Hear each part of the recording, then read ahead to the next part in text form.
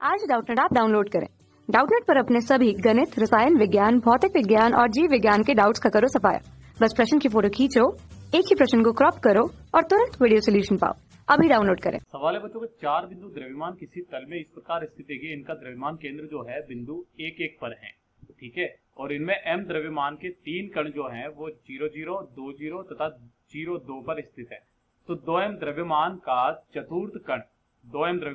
कण अपने प्रारंभिक स्थिति से इस प्रकार विस्थापित किया जाता है कि इस निकाय का द्रव्यमान केंद्र कहां पर चला जाता है, 2 1 पर विस्थापित हो जाता है। तो चतुर्थ कण का विस्थापन हमें निकालना है। विकल्प आपके सामने ये दिए गए हैं बच्चों, हमारे पास में ये अ, ब, स और ये दिया गया है बच्चों 10। ध्यान से देखिए बच्चों, अगर मैं यहां से आपको बोलूं, है ना, कि जो हमारे पास में प्रारंभिक स्थिति दी गई है ना, प्रारंभिक स्थिति किसकी बच्चों, हमारे द्रव्यमान केंद्र की, है ना, वो क्या है, वो है बच्चों हमारे पास में 1,1, ठीक है, ये दी गई है, ठीक है। अंतिम स्थिति क्या है, अंतिम स्थिति वो है हमारे पास में बच्चों 2,1। अगर आप ध्यान से देख पा रहे हो बच्चों, तो यहां पर जो है ये है x1, ये है y1, ये है मेरे पास में x2, ये है मेरे पास में y2। हमारे पास में जो y1 है वो बराबर y2 में है, यानी कि y दिशा में तो वो कैसा है बच्चों, नियत है ना, यहाँ पर तो नियत है, तो ये तो बदल नहीं रहा है। इसका मतलब क्या है बच्चों, यहाँ पर ये x में ही केवल जा रहा है, x में ही जा रहा है, तो मतलब जो हमारे पास में चौथे वाला जो कण का जो हमारे पास में विस्थापन होगा वो किसके, या तो अलोंग होगा, या तो अनुदिश होगा, या फिर समांतर होगा, है ना। तो जो हमारा अ है ये तो एकदम सही है क्योंकि x अक्ष में हो रहा है, ठीक है। अब ध्यान से देखिए बच्चों, अगर मैं इसका x कोऑर्डिनेट निकालूं, ये एक तो आ गया मेरे पास में। अब ध्यान से देखिए बच्चों, जो x निर्देश जो निकालूं, है ना, यानी कि xcm निकालूं मैं, तो वो बराबर कितना हो जाएगा, वो कितना हो जाएगा मेरे पास में, ये हो जाएगा, ध्यान से देखिए, तीनों के तीनों जो कण है, ध्यान से देखिए m द्रव्यमान का, इसके लिए ये मेरे पास में x1 y1 है ना, ये मेरे पास में x2 y2 है, ये मेरे पास में x3 y3 है, और चौथे वाले के लिए जो है मैं कुछ भी मान लेता हूं। तो ध्यान से देखिए बच्चों, इसके लिए जो हो जाएगा, ये हो जाएगा मेरे पास में m1 x1 plus m2 x2 plus m3 x3 plus m4 x4, ठीक है, यानी कि x4 हमें निकालना है, ठीक है। तो यहां से जो है ये बटे में जो आ जाएगा, ये सबको जोड़ देंगे तो m m m और 2m, है ना, ये कितना हो जाएगा, 5m के बराबर हो जाएगा। क्या मेरी बात ठीक है? तो ध्यान से देखिए बच्चों, क्योंकि लास्ट वाला जो है वो 2m का है, इसलिए तो xcm जो आ जाएगा, m1 कितना है, वो तो m1 को ऐसा कैसे ही रहने चाहिए। ये कहां पर है बच्चों, ये रखा हुआ है हमारा 0 पर, ये 2 पर, ये 0 पर, ये 0 पर,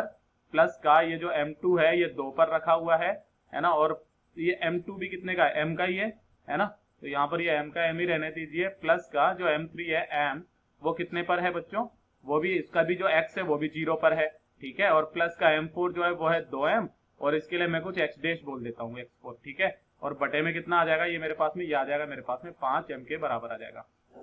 तो ध्यान से देखिए बच्चा, हमारे पास में जो xcm से यहाँ पर जो मान आ जाएगा, ये बराबर, ये कितना आ जाएगा मेरे पास में, यहाँ से xcm में कितना जा रहा है, ध्यान से देखिए, xcm में ये 2 - 1, यानी कि कितने पर जा रहा है, 1 जा रहा है, यानी कि xcm बराबर 1 बराबर ये 0, ये 2m है ना, और ये 2m x1, ये 2m है ना, और प्लस के 2m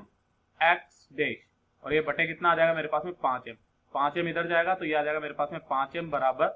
2m प्लस के 2m x डैश, तो ये मेरे पास में आ जाएगा 3m बराबर 2m x डैश, है ना। तो यहाँ से जो मेरे पास में x डैश का जो मान आ जाएगा वो बराबर आ जाएगा 3m बटे 2m, यानी कि मेरे पास में आ जाएगा 1.5, यानी कि जो मेरे पास में x डैश का जो मान आ गया वो आ गया 1.5 यूनिट के बराबर, है ना, ये यूनिट लिखते हैं हम लोग इसको, तो इसको तो डब्बे में डाल दीजिए, ये x डैश का मान आ गया हमारे पास में,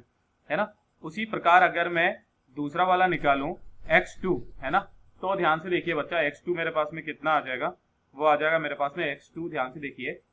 ये x2 भाई अच्छा, इसके लिए तो ये वाला हमने x1 निकाला था, है ना, x2 अब ये वाला निकाल लेते हैं, ठीक है, तो उसको x डबल डैश बोल देता हूं। तो ध्यान से देखिए बच्चों, x डबल डैश के लिए वो भी हमारे लिए कैसे आ जाएगा, x डबल डैश जो है वो है x2 जो है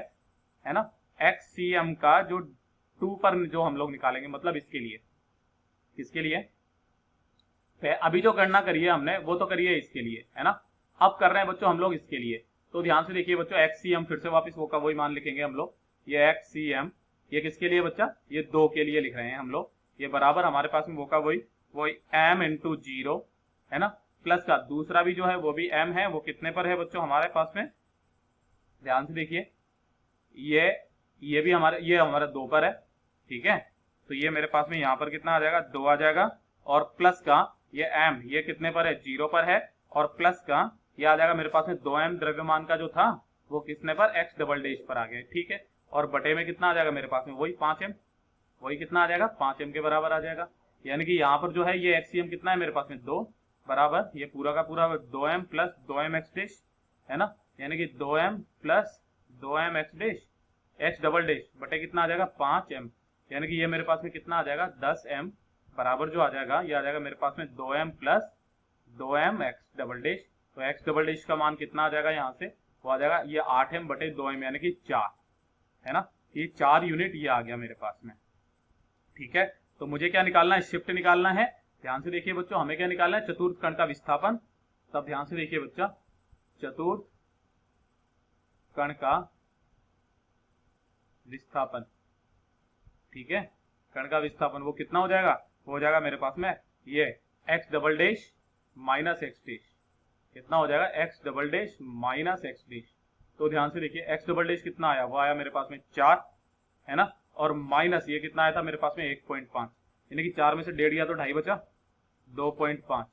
कितना बचा, 2.5 यूनिट, जिसको मैं क्या लिख सकता हूँ बच्चा, 5/2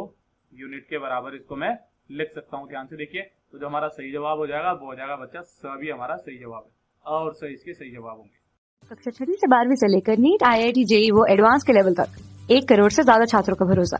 आज ही डाउनलोड करें डाउटनेट ऐप या व्हाट्सएप करें अपने सारे डाउट्स 8400 400 400 पर।